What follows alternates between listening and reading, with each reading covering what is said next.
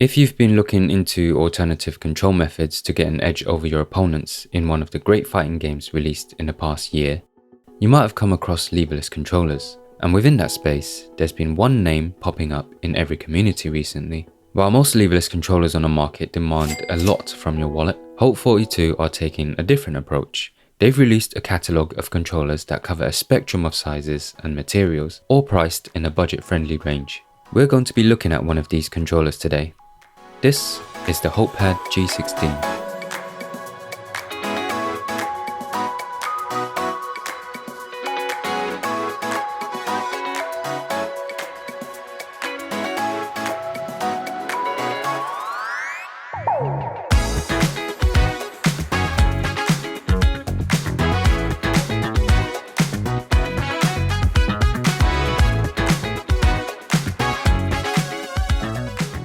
The packaging for this is quite basic, which means you won't be tempted to hoard it, and it's easy to recycle.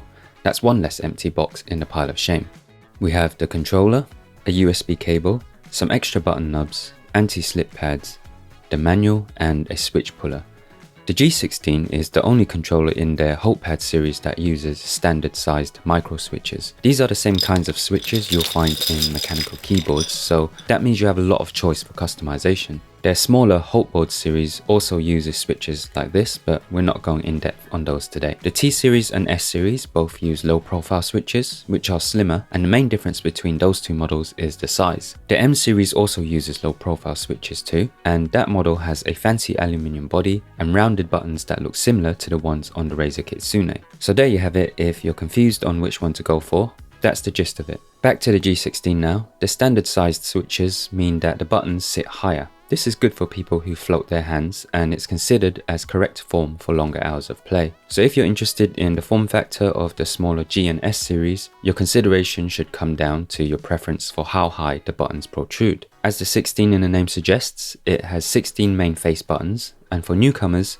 this might look a bit daunting, but just think of it as a standard leverless with 12 buttons and 4 additional customizable buttons. The G16 is a travel-friendly 196 by 125mm and it's 16mm thick. And in my opinion, it's already attractive enough out of the box, but it's also not that hard to customize if that's your thing.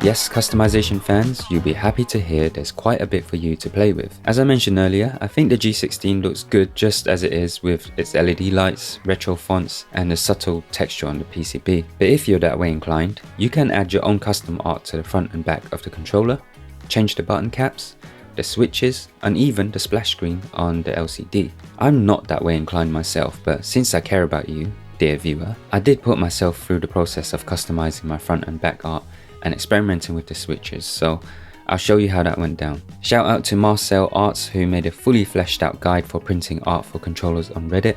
I'll leave the link below, and it's this guide that I followed to customize my G16. First thing we need is the template PSD, which is available on the official Haute42 Discord. I'm not very good at designing or drawing, so I just picked out some art on Google that I liked and framed it using a template.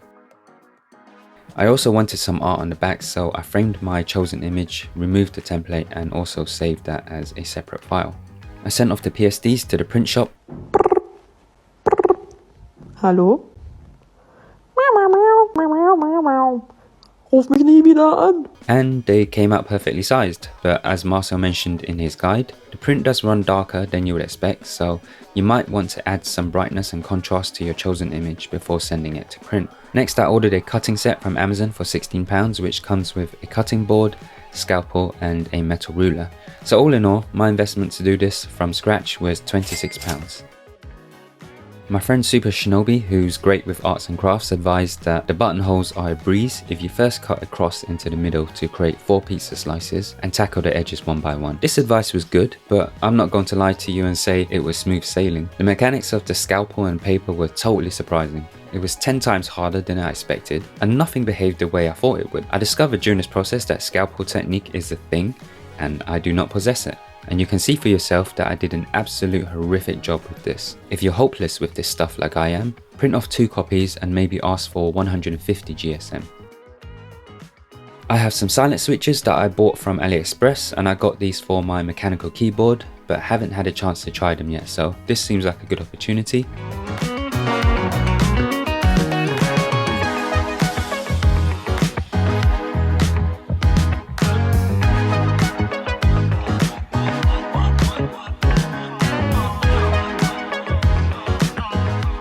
I'm not sure if it's possible to source these function button knobs, but I love that extras are included in a box. It might be a good idea to add labeling onto your artwork when you're customizing your PSD file if you're worried about forgetting what they do.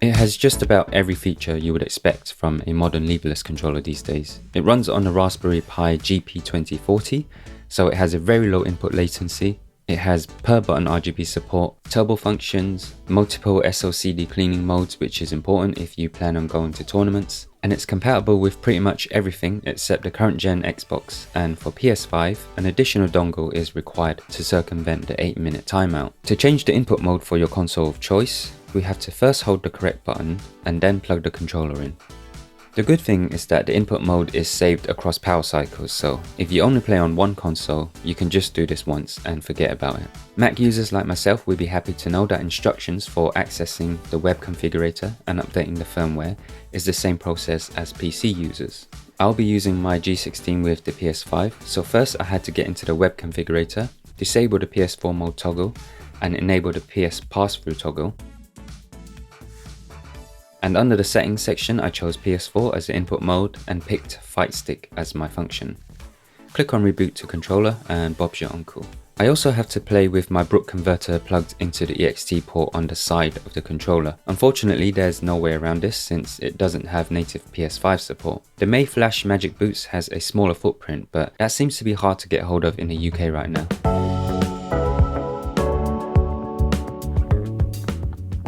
I've only used one leverless controller before the G16, and compared to my Razer Kitsune, I have to be more mindful and precise because the buttons are smaller and closer together.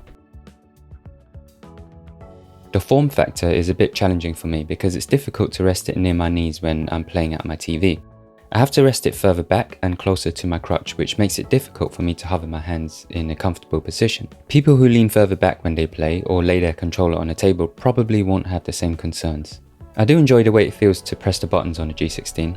The stock switches that come installed with the controller feel and sound great, and I don't think you need to change them unless you enjoy experimenting. The travel distance feels nice and the controller is built well enough to take my heavy strikes. The height of the switches does cause an issue in one particular circumstance, and that is when I play Geef or Lily. I like to use the slide technique that looks like this. For my SPD, it's super easy with the Kitsune's low profile switches and rounded buttons, but trying this technique on the G16 gets my finger caught. So I won't be playing characters with a 360 command with this controller. The additional buttons are useful, and I would say they are essential for this controller as a Street Fighter player because The small buttons and tight spacing makes it hard to press 2 buttons vertically. The extra up button means you can comfortably use this for non-fighting games too. Overall, even though the tight spacing and form factor isn't perfect for my needs, I still see myself using it regularly because it's whisper quiet after I change the switches. The ease of modding and sourcing the mods is a great feature that shouldn't be understated.